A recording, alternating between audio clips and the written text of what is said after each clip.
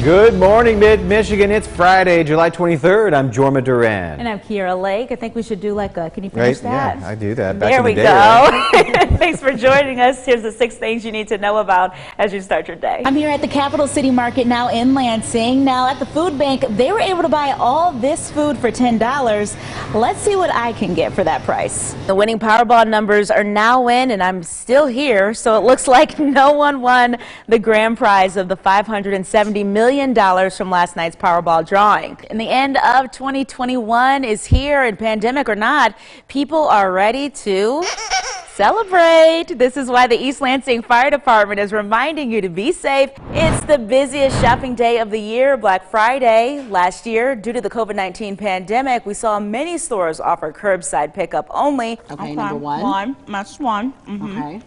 Well, I'm eating two first, I guess. Number 2 is also good. Okay. It's a win-win. Your classic win-win scenario over here. Wow. What do you say? They're both really good. Breaking this morning, fire crews are at a structure fire near the corner of State Road and Old US 127 in Lansing right now. We currently have a 6 News team on location. Let's take a live look now at the scene. Now, as you can see, firefighters seem to have the situation under control right now. It looks like a majority of the fire is out, and according to our 6 News photographer there, a house and garage were damaged. Not much is known about how this all started or if anyone was hurt, but as we learn more about this developing situation, 6 News will keep you updated both on air, online, and through our 6 News app. Now we're continuing to follow new developments involving the deadly Oxford High School shooting. Police say new evidence shows the man found outside of a Lansing townhouse was killed. And 6 News reporter Araceli Crescencio is here for you now live. Araceli, what else have you learned about this case?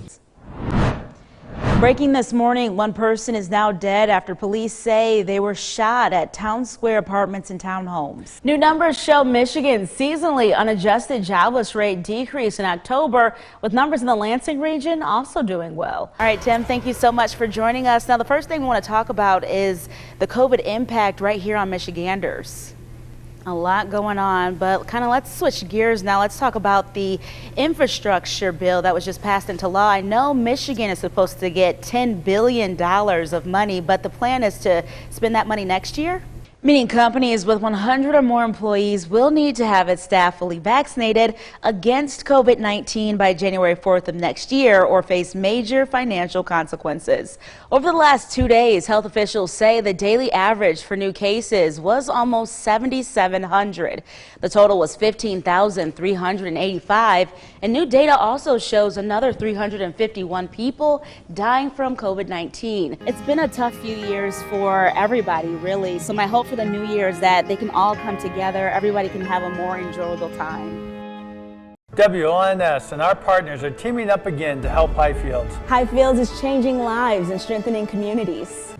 All right, I'm here with Kelly Miller, the Director of Philanthropy here at the Greater Lansing Food Bank. Now, Kelly, we have a lot of food here, all of this for $10. Well, we have a huge purchasing power here at the food bank. We do a lot of buying in bulk, a lot of price shopping, price comparison. We look for sales too, right, on our bulk purchases. But really, we make a dollar stretch really far. In fact, $1 can actually provide about 3 meals. Also, with COVID-19, a lot of people lost their jobs just with everything that was going on. So I know the Greater Lansing community, they really relied on the food bank. So how is your stock? What is that looking like at this moment? Right. So we try to keep very well stocked this whole pandemic. So many people needed the food bank for the first time ever. And so we always want people to know that when they're struggling, you're not going to make it to the end of the month, come to one of our partners, come to the food bank, and we'll make sure you have food on your table. And I know a lot of people are looking to give back whenever they can, and they think, oh, I have some extra canned goods, I'll give it to the food bank. But really right now what you're looking for is those cash donations. Yes. Well, canned goods are always great. Cash donations we can always make go just a little bit further. Perfect. And just for this example, I'm glad you showed this to us for $10, but I'm actually going to head to the Capital City Market in Lansing, and we'll see how much I can make $10 stretch. I'm here at the Capital City Market now in Lansing. Now at the food bank, they were able to buy all this food for $10. Let's see what I can get for that price. One of the things that I did see is that they had some Ben's Original Jasmine rice. And also Spanish style rice, that's $2.19. So we're already kind of up there. And I was surprised to see name brand items at the Greater Lansing Food Bank, but this is $3.39. All right, now we're at the pasta aisle. This pasta is only $1.29, and I think it's the only thing I can get without going over. All right, I have my $10. Now let's see my damage. $7.77 and $9.06 actually, but still only for those 4 things, $9.06. The food bank was able to get a lot more food, and if you would like to donate to them, we'll have all the information that you need on our website at WLNS.com. Here for you in Lansing, Kiyerra Lake, 6 News. I'm like, look how old I am. Why would this work?